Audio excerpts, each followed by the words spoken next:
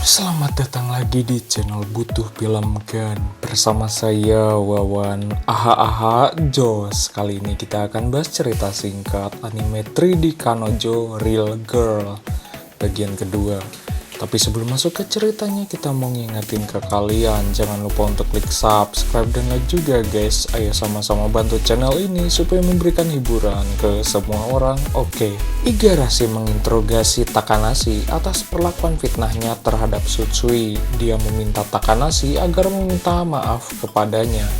Namun karena harga dirinya takut rusak, Takanashi pun lari ngabret. Pada pagi hari sebelum masuk sekolah, dia pun bertemu dengan Takanashi. Takanashi menjelaskan kalau itu hanyalah bercanda saja, namun candaannya terlalu berlebihan dan membuat masalah. Kemudian saat pulang sekolah, Igarashi dan Ito pun ikut berjalan pulang bersamanya. Di rumah, Tsutsui dan Igarashi memikirkan cara untuk menjatuhkan harga diri Takanashi yang sudah bercanda kelewatan. Setelah itu masuk ke adegan pelukan hangat dan transfer jigong, tetapi malah diinterupsi oleh adiknya. Di sekolah pada jam istirahat dan sedang makan bala-bala, Takanashi menghampirinya. Dia menjelaskan kalau Tsutsui itu lemah dan kurang agresif. Namun Tsutsui malah membalasnya karena itu merupakan hal biasa terjadi di dunia nyata dan juga bukan masalah baginya. Kemudian Takanashi beserta adiknya menemui keluarga Tsutsui dan menjelaskan klarifikasi atas fitnah yang dilakukannya. Selama ini hanyalah kejadian salah paham saja. Saat berangkat ke sekolah, Tsutsui ditabrak oleh seorang gadis yang bernama Ayado yang merupakan juniornya. Rupanya, Tsutsui meninggalkan majalah setelah tabrakan tersebut. Saat di taman, dia riweuh mencari-cari majalah yang hilang dan rupanya dibawa oleh gadis yang menabraknya tadi pagi. Di taman itu datanglah Igarashi. Duduk di taman, dia mengajak Tsutsui untuk datang ke sebuah festival pada malam hari. Di festival itu mereka berdua bermain dingdong dan membawa hadiah dari permainan tersebut. Kembali di sekolah, dia menemui Ayado. Dia rupanya sedang mengurus tanaman. Dia pun lalu menanyakan karakter anime kesukaannya. Setelah itu di lorong sekolahan, Ayado menemui lagi Tsutsui. Dia pun menjelaskan anime dari Ezomichi dan dia juga suka dengan voice actor dari anime tersebut. Tsutsui pun memberikan bunga kepadanya. Igarashi pundung karena Tsutsui tidak peka. Tsutsui pun memintanya untuk menjelaskan situasi yang terjadi sebenarnya.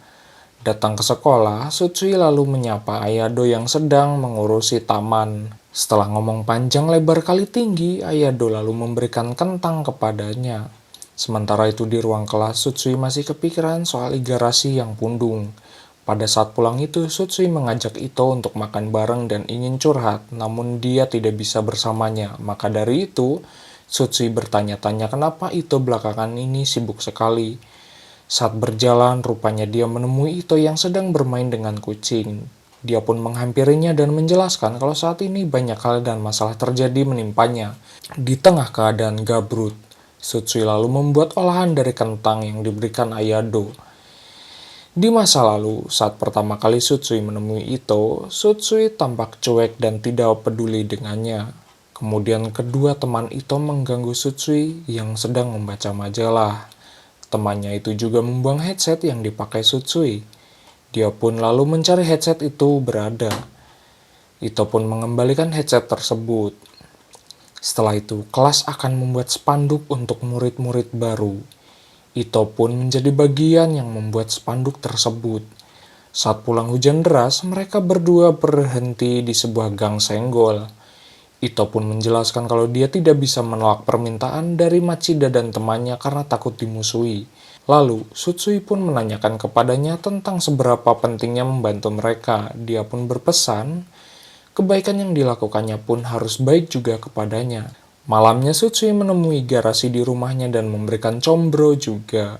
Dia pun diajak masuk ke kamar Igarashi.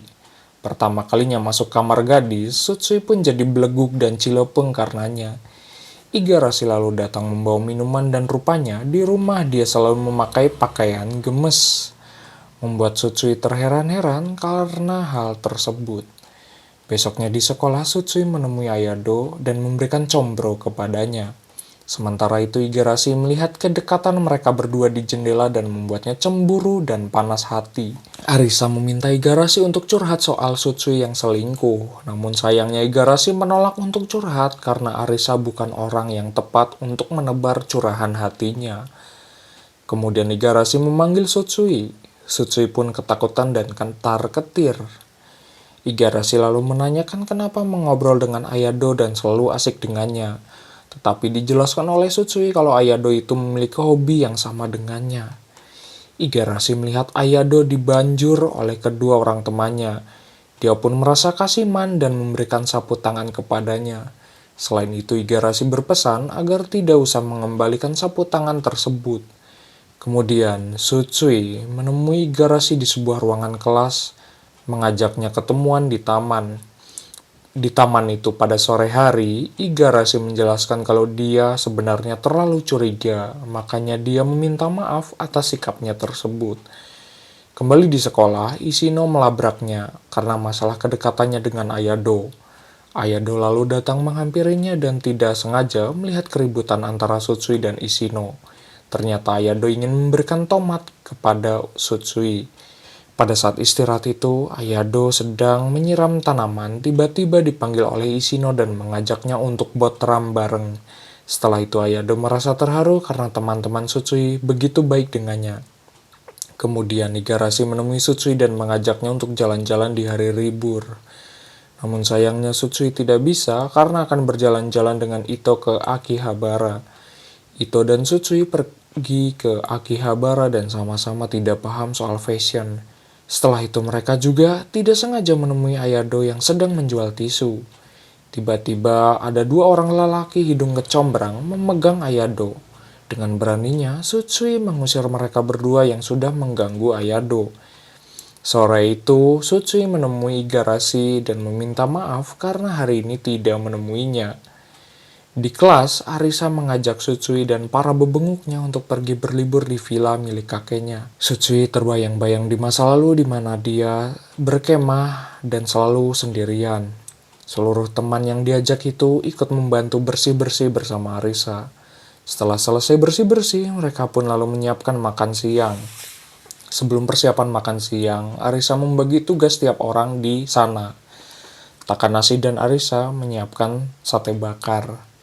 Setelah itu mereka di sana pun makan siang bersama. Rupanya makanan tersebut dibuat oleh Ayado dan rasanya enak. Setelah mencuci piring, Igarashi mengatakan kepada Takanashi kalau dia sangat benci karena sudah memfitnah Tsutsui atas kejadian sebelumnya. Takanashi akhirnya paham kenapa Igarashi sangat menyukai Tsutsui. Setelah itu mereka pun memancing di pinggir sungai. Setelah selesai memancing di sore hari itu, mereka pun langsung membakar ikan tersebut di pinggir kali. Setelah asik ngobrol dengan Ayado, Ito bingung dengan perasaan rasa cinta. Dirinya saat ini serasa diaduk-aduk. Ayado dan Tsutsui lalu menyiapkan minuman pada malam hari. Saat Igarashi dan Arisa asik ngacoblak, tiba-tiba Ayado terkena air panas. Semuanya berkumpul di sana, tetapi tiba-tiba Ito dan Igarashi cabut keluar rumah. Mereka berdua pun berbicara di luar. Keduanya kedapatan cemburu karena kedekatan Ayado dan Tsutsui. Arisa lalu mendatangi Igarashi, tapi ketika dia bilang jangan dekat-dekat dengan cewek tersebut malah membuat situasi menjadi makin memburuk. Lalu Takanashi mengajak mereka berdua di luar untuk bermain gapleh bersama. Saat sedang asik main gapleh tersebut, tiba-tiba Ayado merasa sakit panas dingin.